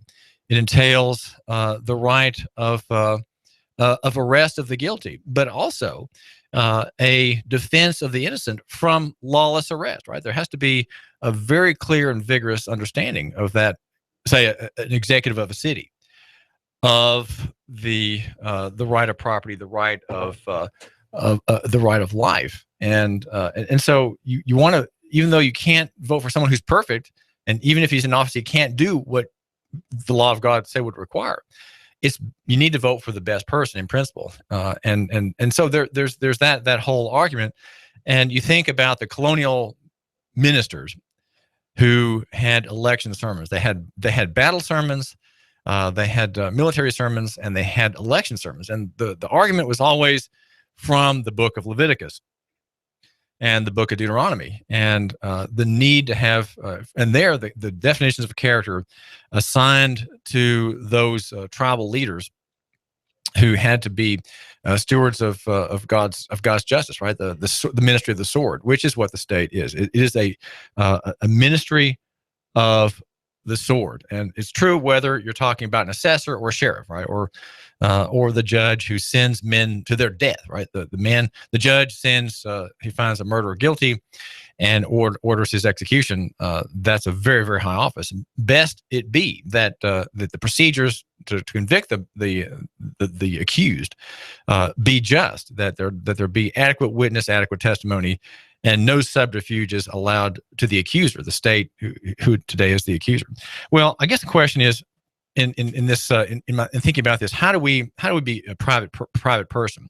If you're a private person, you're not likely to be involved in elections. You're not likely to be involved in having any sort of state ID. There are a few private people, and as I've pursued this question, I have come to meet several of them. I know several truly private people. Odd thing is that they are often in court. They are often defending their privacy, their rights, as they say, they're constitutionally protected rights, and they, as private people, want to aggress on no one. They, and I think they have a higher status than everybody else, and that's why I have my analysis touches on the Hispanic, and my interest is in the Hispanic immigrant here, because he has a higher status than you. He travels freely on the public roads without a license, right? He's not operating a motor vehicle in commerce, which is what I do, right? I have a driver's license, and because I applied for it and paid for it, I am agreeing to all the terms, all the stipulations of the code, Title 55 of the Tennessee Code. He's not. He's free to travel. Now, he's vulnerable to abuse, and that's a concern that we have here at AM 1240, Hot News Talk Radio. What about the Hispanic man who doesn't have a driver's license? Is he, and I must say, I have a gap in my knowledge about the circumstances of immigrants here on this point. I hear various things, but not in any depth, so I'm not sure what the true story is.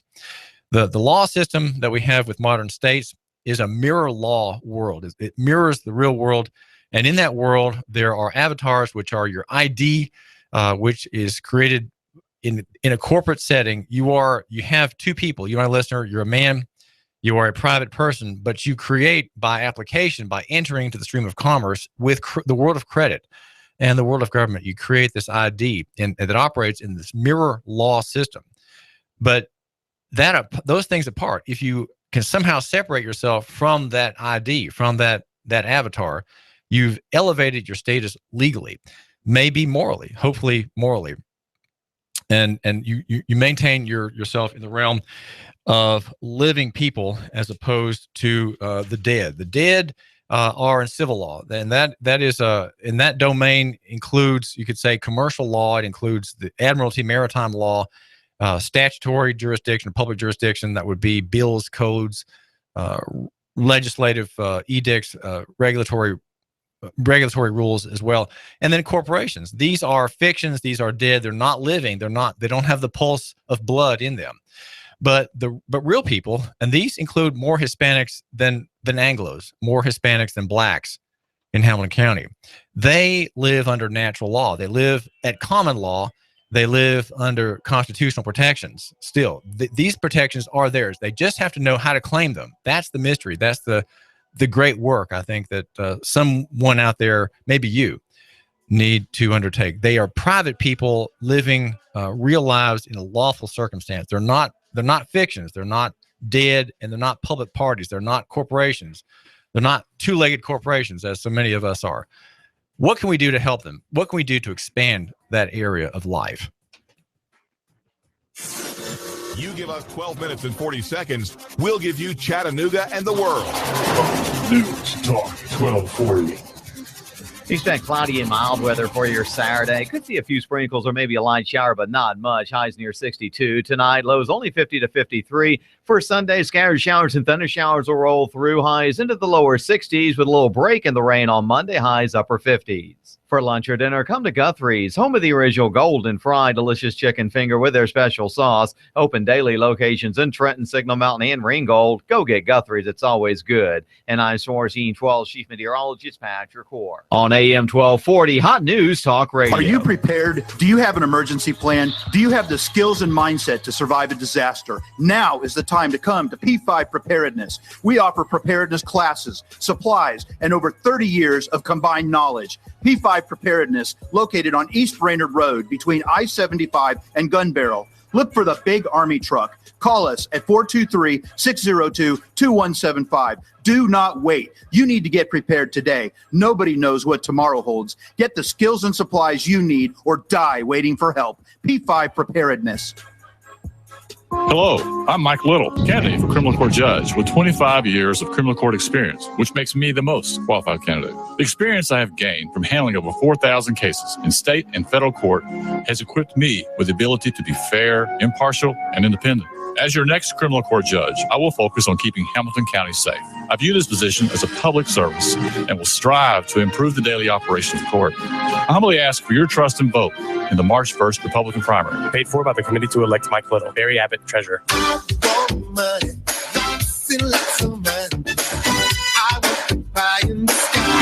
On your signature, you can get $150,000. Can you believe that? $150,000 on your signature. Hi, I'm Bruce Krebs with the Entrepreneur Source. There's a program right now that you can get $150,000 on your signature with no pledge of collateral or personal guarantee. Call me at 423-875-5621 to learn more. 423-875-5621. You've been thinking about starting a business? Don't do it on your own. I have a proven track record for the last 13 years, a 96% success rate. I can guide you into a franchise where you will pay yourself through the startup phase with very low or little risk. Call me now. I'm Bruce Krebs at 423-875-5621. And make sure to listen to the Entrepreneur Hour every other Wednesday from 11 to 12 o'clock. Call me now, 875-5621.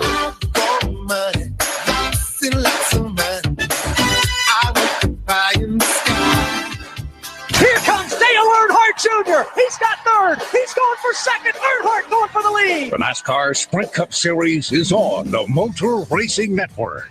News Talk 1240. Hear it live on the Motor Racing Network, the voice of NASCAR. Check it out live on Chattanooga's official NASCAR radio station. News Talk 1240.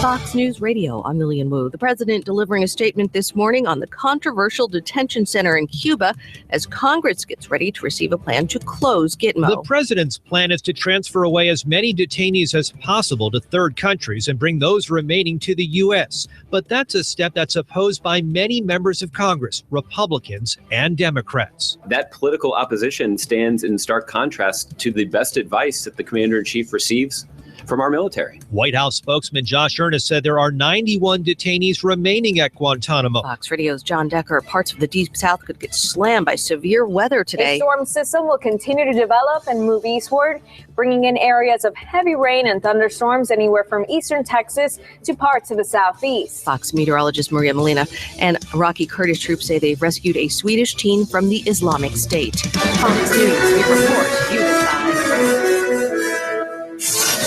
You give us 12 minutes and 40 seconds, we'll give you Chattanooga and the world.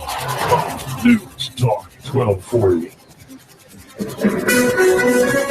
AM 1240 Hot News Talk Radio with your Hot News Now update. The CPD is searching for a gunman who opened fire on Monday on a maroon vehicle, striking a 14-year-old boy who was in the background. One photo shows him walking down Ocoee Street, and then in the next moment, he's holding a handgun. Police said that further investigations found that a juvenile was struck by gunfire when two unidentified individuals began shooting at each other. It's not clear if the two individuals who were firing on each other were injured by gunfire. The CPD is asking for your help. If you have any information, call 423-698-2525. The Bradley County Sheriff is calling it borderline vandalism. More than 100 tires were dumped behind the Faith Memorial Church on 17th Street in Cleveland, and the police are still trying to find who did it. Pastor Jimmy Dupree says that he could not believe his eyes when he looked behind one of the buildings on campus and found more than 120 tires in their backyard. And the Georgia House of Representatives has approved a bill which would allow the carrying of concealed weapons onto college campuses. If it's going on in the Tennessee Valley, it's going on Hot News Talk Radio. You give us 12 minutes and 40 seconds, we'll give you Chattanooga and the world. News Talk 1240. Live from Chattanooga, Tennessee, it's Nooganomics with David Tulis.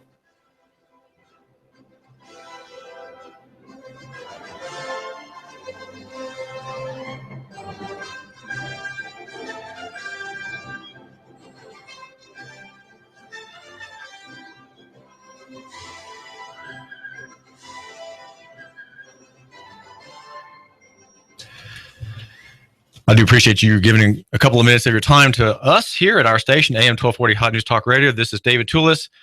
We have Binary, our tech show, most days at 11. On Monday, we've got on Tuesday we've got Sabrina Smedley and a real estate show. On Wednesday, every other Wednesday, we have Bruce Krebs with Entrepreneur Hour, and Duke on Thursdays, and we have Russell on Fridays giving a tech sector insight for your equipment. My name is David Tulis. We cover local economy and the free market here, and want you to make note of Bruce Krebs. Bruce is the man to get you into your own business. If you don't have an idea for a business, don't have the kind of character that would lend itself to an odd and quirky little enterprise, well, buy into somebody else's enterprise. Now, here my station reflects a lot of my interests and my character, and commercials sound like I do, oddly enough. And but that's because I have, in God's providence, been given opportunity.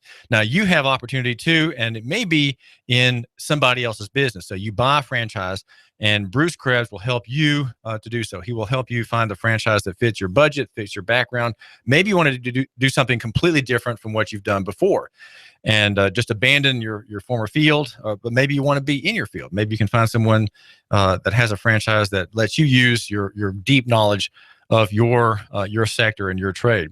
Well, Bruce Krebs will help you in that venture.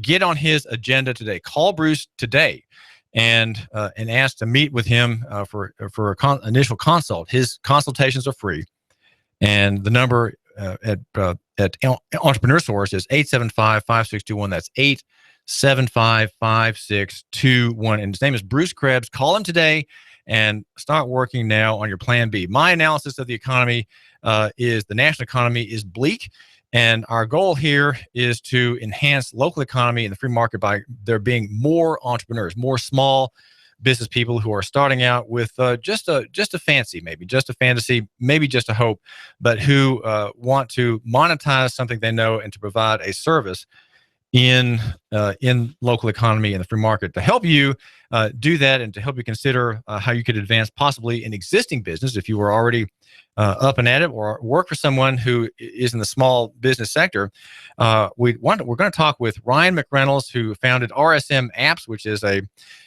app builder, an app provider. It's in the digital economy, the digital world. Ryan, tell my listener what it is you do. First of all, what are apps generally going toward today, and how do you make them? What is your line of work? Well, we are a marketing company that focuses on real solutions. Too many times there are, cloak and daggers out there that say, hey, spend $17 with me. I'll give you the secret to the golden chariot, so to speak, of marketing. What we like to do is we like to focus on real solutions. It's right there in our branding. RSM stands for Real Solutions Marketing. What we decided to do is we saw this evolution occurring in the digital marketplace. And, being a traditional marketing company focusing on print mediums and things of that nature, we saw a huge shift that was about to take place. Also, with that shift came a huge void for local economy and you, the small business owner. What we like to focus on is looking at real-time solutions that are effective but also economical. One of the things that we are able to do in the digital economy is focus on building tools for your business to reach out to customers. That might be things to where they can sign up for your newsletter, receive loyalty and rewards programs from your business, things that are relatively simple, easy for them to use, and easy for them to redeem and interact with. That's the main focus of what we try to do. We do that through a combination of several things. Digital is all encompassing. It means social media, it means mobile apps, it means mobile websites. There have been huge changes that have taken place in the industry, all the way from Google all the way down to the small fish. These things will limit the way that you reach your customers, how you engage with them, and how you respond to them. What we've done is we've leveled the playing field for the small business owner by being able to give you such tools, things like a native app for your business. What I mean by native is an app that's in the App Store that you can go and direct your customers to download. Once they have it downloaded on their phone, think of it almost as like a 24/7 connection to your business. It immediately separates you psychologically from your competition because it puts you on an intimate place setting on their phone. Well, how many apps can a person such as my listener be expected to have on his phone? 50 or 100? When do you have too many apps? How does the listener know? Well, the app for this restaurant I'm going to take, but the app for that one I won't. How does he make that decision? Well, it's kind of really up to that individual. It's up to, that personality, what they find as, value. For example, my wife and I, we love to dine out. So one of the things that we like to do is we like to go and, download, we've got a Blue Orleans app that we developed for Miss Sharita Adams. One of the problems that she had was her takeout order. So what we decided to do was to work with her on her takeout ordering system. So we built her a mobile app that encumbered the ordering process. You can download. You mean disencumbered? Disencumbered. I'm sorry. Or encompassed. Encompassed. That's my word. Okay. Yeah. Is it Monday? No. Yeah. No, it's Tuesday. Yeah. So what we decided to do was to look at her ordering system, and we were able to provide a very affordable solution where her customers can go download that app, look at her menu, decide, instead of sitting there and calling on a phone tree system where we've all been there. You want to call to place a to-go order. There's 5 other people with the same idea, maybe even more. You sit there, get busy signal, you get frustrated, you go to your competition. Well, my listener probably doesn't have 100 restaurants he favors, maybe 4. I mean, I don't know that I have favorite restaurants. I might have 1 or 2.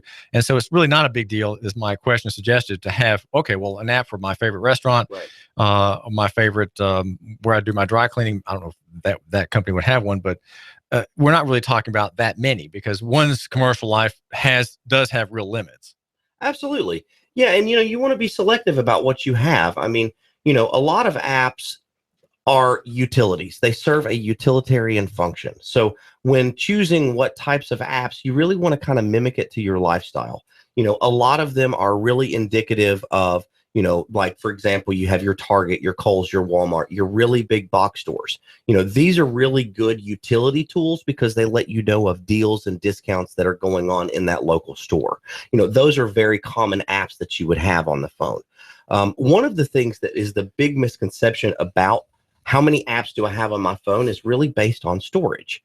What we like to do is we like to focus on the local businesses instead of them being able to, for example, have to compete with the Walmarts, the Targets, the Kohl's. We in Chattanooga like to favor local business. We like to stand behind them. So what we've done is basically given them the tools to be able to connect with that audience easier. You can maybe look at 5, 6, 7 apps that maybe retail, restaurant, service-oriented, your HVAC companies, things like that. And those will help kind of limit and protect that space on your phone. Well, how does an RSM app help that local business stand apart from the Walmart or the Kohl's? Well, how does it do that? There's actually a very crucial component that we're missing here. It does help you stand out from the big box stores, but here's the biggest thing that I want to leave with you at this particular point. It also allows you to directly compete with them. That is the most important piece. These guys are absolute giants. They come in, they have distribution models set in place. It's almost impossible to compete with them directly until now. Being able to affordably build a mobile component to your business to reach out to your customer base, you might be able to direct them back to your place of business instead of one of these big box stores. That is, in fact, the goal that we're trying to accomplish. Pump more money into the local economy by utilizing tools from local business owners to connect with their customer base. Well, I'm trying to remember the name of a tactical knife maker in Chattanooga that I think it's called Tomahawk Tactical. He's a man who's got expanding his market. He has very high-end knives that are used by American soldiers in Afghanistan and Iraq. And how would an app help someone like him? It's very narrow. It's not a retail business, though he has retail customers who order a $300 or $400 knife from him. They have to wait for the military orders to go in first.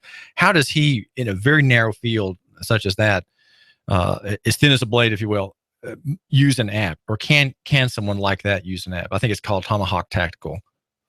Yes, absolutely. To give you the best description of how that would be used, a lot of times niche-based businesses will shy away from doing things like that because they feel that they're in such a niche that it won't be beneficial to them.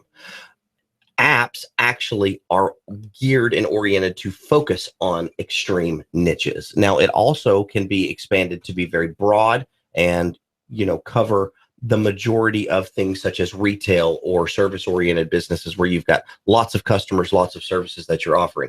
But let's say, for example, let's take this. Is it the RMJ? Yeah, RMJ Tactical, and the owner is Richard Carmack. He, for example, would be able to take this and market specifically to his customers. Now, he probably has already found Explain a how that to works. do that. But, for example, they would be able to download this app from their phone. It increases their loyalty to him because he's got them he's got a presence basically on their phone.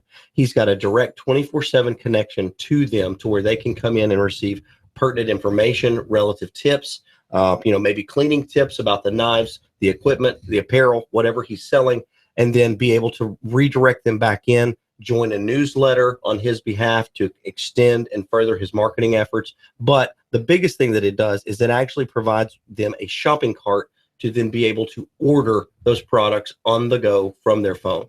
For example, Afghanistan, you've got soldiers that are over there. They have their phones.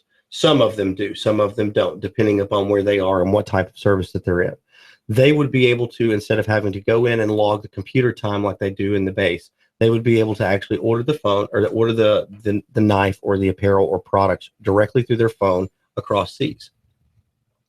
So your app can work in a narrow business, such as RMJ Tactical, but also let's say one that has a broader appeal. Let's say among the wealthy. Let's say a country club. How would an app like those RSM apps developed serve a country club? Whether we have several golf clubs here in Chattanooga. Right. The country club and golf club apps that we've built are very specific to that need. There is a very interesting culture that goes on within the country clubs and then the golf clubs. One of the biggest things that you're able to do with ours is think of it almost as like a fully functional tool that you can use not only to book tee times, reservations, memberships. You can renew memberships through the phone, but it also provides you with a scorecard and a pin seeker. So our apps, for example, what's a pin seeker? A pin seeker is like, let's say that I'm sitting on, the third fairway, right? I'm on hole 3, I'm in the fairway, and, I have 3 settings basically as the country club business owner. I can set the pin in the front of the green, the middle of the green, the back of the green. My apps will respond to that will tell you if I'm on, let's say Brown Acres. If you're the customer, you're a member. Right. Okay. I'm the member. I book my tee time through the app, pay for it, ready to go. I show up, get my cart. I'm on the 3rd hole. I'm sitting in the middle of the 3rd fairway. I want to know where the pin is. I open the app. I look at hole 3. Is that somehow unfair? Not at all. Okay. Not at all. It gives the advantage to the golfer, which is where we all need the help.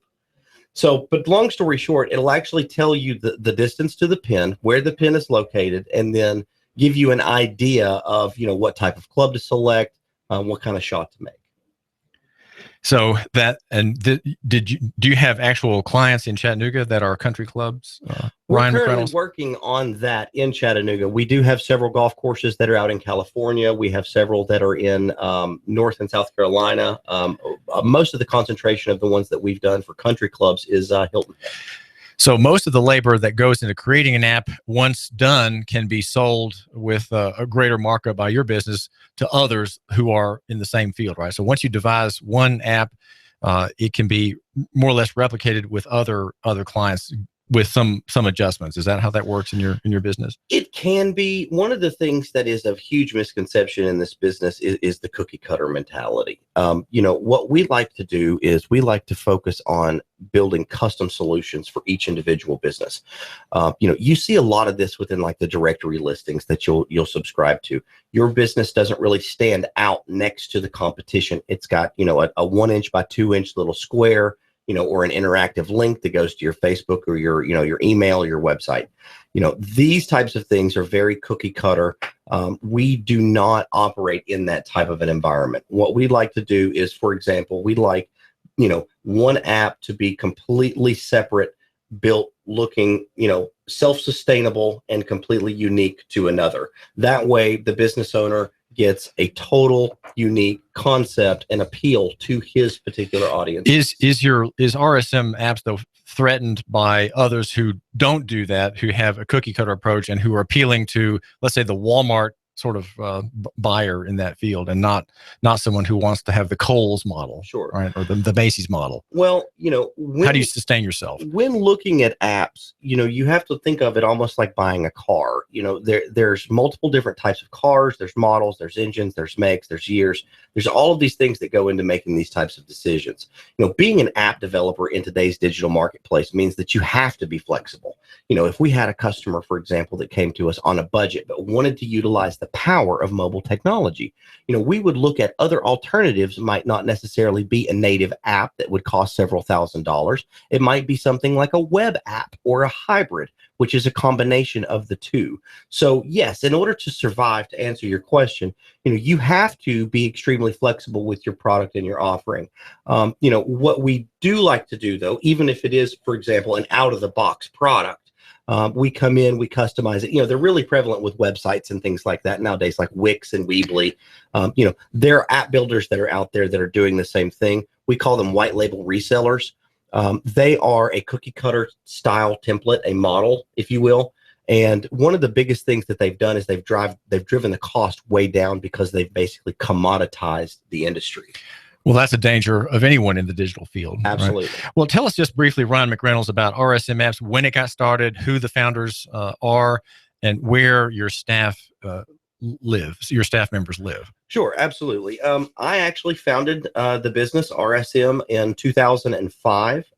We were focused and based as a traditional marketing company, doing media, print advertisement, radio segments, things like that.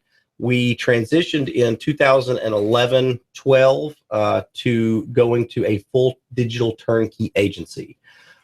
Within that, we have been able to, and be very fortunate to branch out. We've got, employees and salespeople located in, Illinois, New Jersey. Let's see, they're all over the place. Denver, Colorado, San Diego, California, Dallas and Houston, Texas, Clearwater, Florida. So we're kind of scattered and spread all over the place. But one of the reasons why we did that, the satellite model is really effective when it comes to providing customer support. If you're in, for example, Chattanooga, Tennessee, and it's 8 o'clock at night, you have a customer service issue, what are you going to do? You want to be able to call and have somebody that's available for them. So that would bounce to one of our West Coast affiliates. Does it matter for clients in the digital world, Ryan, that the service provider in your business make a physical appearance? Is that you're suggesting that that's still important? It is important. I mean, you want to build culture. For example, Chattanooga, they love to support Chattanooga business. But here's the issue with digital. The one secret to digital is a lot of people still think and feel that, okay, if I build an app in Chattanooga, am I going to be competing with the guy down the street? Here's the thing. By everything going digital, your competition is no longer just in Chattanooga. Your competition is now in Atlanta. Excuse me. It's in San Francisco. It's in Silicon Valley. You're competing with these guys in a digital world. There are no battle lines. There's no state lines. There's no, city economic barriers for them to penetrate. No passport needed. Absolutely. So that's the other thing that you need to take into consideration is when you think of digital and going digital with your business, you've got to think about what the competition's doing across the country, maybe even the world, depending upon your industry. And what is the life, Ryan McReynolds, of an app? We have many changes. We have intense competition in your field. You are beating back, if you will, competition from around the world for providing service to people such as my listener who's here in Chattanooga. How long does an app last? How long does it work before people are either tired of it, it's outmoded? Are apps something that can be updated live on my listener's phone? How do they keep fresh? Yes. One of the things that we set forth to do, because that was a huge problem, especially within technology. If you look at websites, it's also a very prevalent issue. One of the things that we did, we developed a proprietary system that actually allows our technology to evolve. So you never run the risk of it being outdated, antiquated, and running on old software, that breaks down 4 times a year. Everything that we do is built to be a year ahead of where we currently are within the technology threshold now.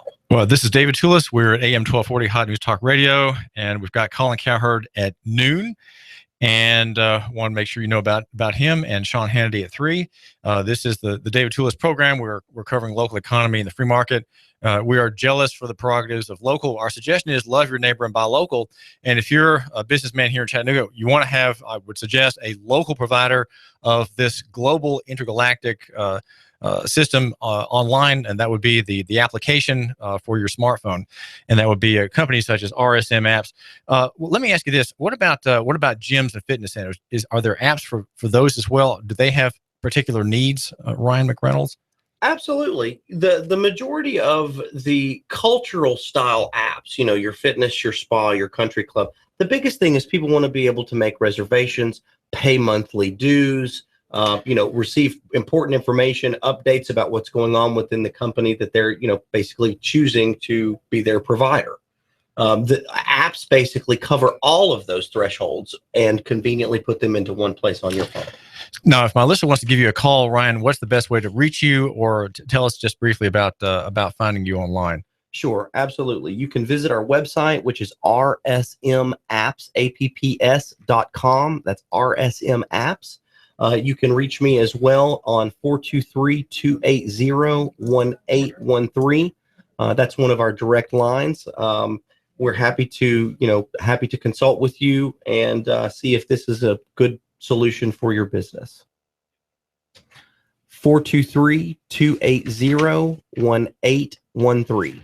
This is David Tulis. We're brought to you by P5, the preparedness store on East Brainerd Road. And make sure you go there to find your supply needs, tactical needs, camping gear, water purifiers, freeze-dried food, and the like. We are talking with Ryan McReynolds at RSM Apps, and he has something, no doubt, for you. Real Solutions Marketing is the name. It was founded in 2005, and in 2011, transitioned itself into a full digital turnkey agency, specializing in applications on your smartphone and your portable device. Ryan, thank you very much. Thank you. I do thank you, my listener, for giving us a couple of minutes of your time. I've got some important things I want you to hear. Pay attention. These are valuable announcements supporting our station and local economy. I'm blowing everything up. We're starting over. I'm doing a new show. I want guys who push it to the middle of the table and go over the top. Take a risk, fail miserably. I'm right, and I'm not wrong, and I'll never back down. Conflict works. Allow it. It's The Herd with Colin Cowherd. Right here and everywhere. Noon Eastern. You give us 12 minutes and 40 seconds, we'll give you Chattanooga and the world. News Talk 1240. I'm going to Carter Shooting Supply. Carter Shooting Supply. That's right, Carter Shooting Supply. They're having a great sale on all of their guns right now, and it's name brands like Smith & Wesson, Ruger, Springfield, their AR-15s. They've got the hottest gun in the land right now, the Sky 9mm. Man, it comes in all the cool colors. If you're an Alabama fan, they've got crimson. If you're a big orange fan, they've got an orange one. You know, all the women are loving the pink one in Tiffany blue. Plus, it has a lifetime warranty replacement. If the gun is stolen, all you need is your police report or receipt, and they'll replace it free. It has a 60-day full money-back guarantee. That's Carter Shooting Supply. They're in Harrison right there at 6210 Highway 58. Are they online? Yes, they are. That's cartershootingsupply.com, or give them a call, 423-344-1099. Now, this sale's not going to last too long, so you need to hurry up and get there. And they do have a great indoor shooting facility. You can get your Tennessee handgun carry permit also. That's Carter Shooting Supply, 423-344-1099.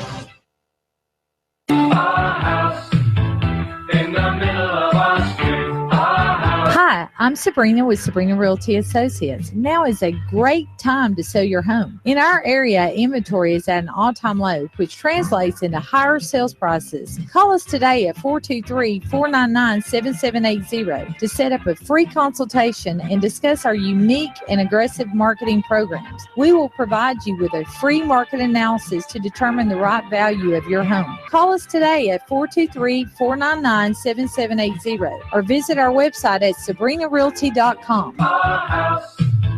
In the middle of our street.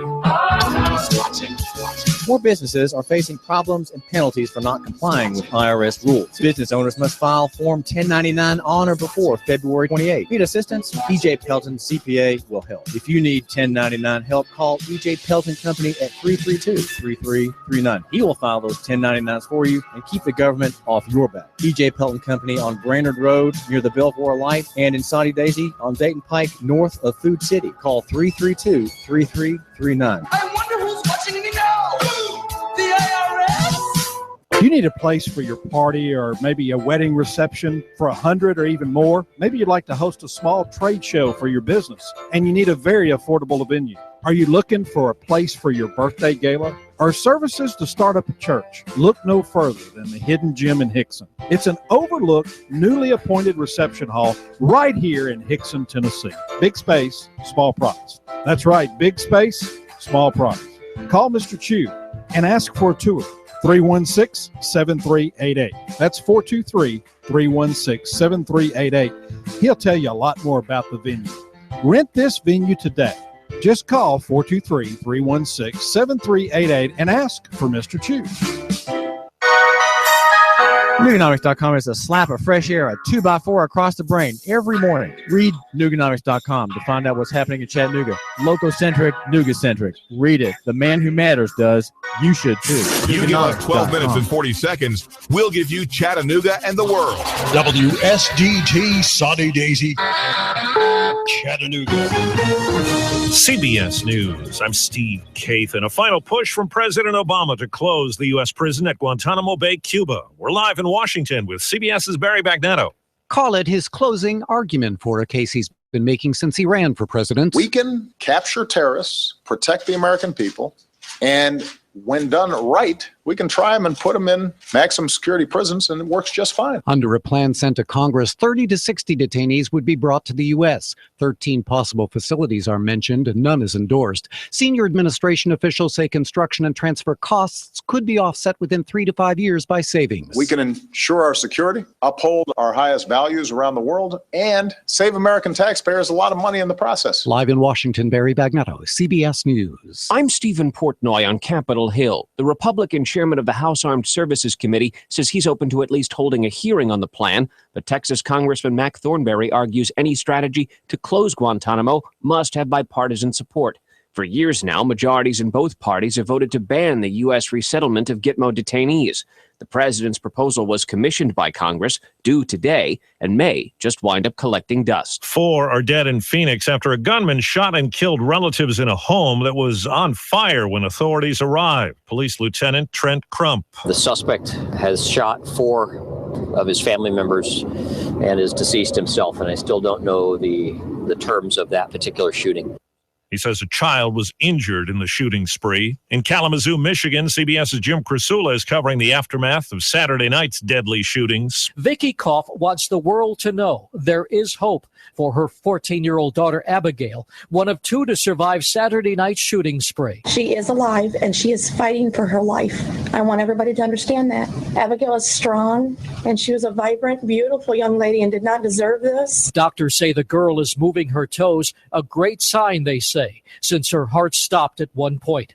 Jim Krasula, CBS News, Kalamazoo, Michigan. Some Alabama school districts have canceled after-school activities and may send students home early today because severe storms are in the forecast. Hail and tornadoes are possible. Parts of Louisiana and southern Mississippi could be in for rough weather, too.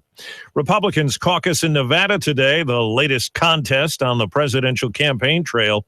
CBS News political director John Dickerson says Donald Trump is poised for another win there and is pointing to Super Tuesday in a week. He's in fine shape because he's basically up in the polls everywhere. The distribution of delegates in Texas is proportional, so if he does well, he doesn't have to win Texas. Ted Cruz leads Republican polls in Texas with Trump in second place.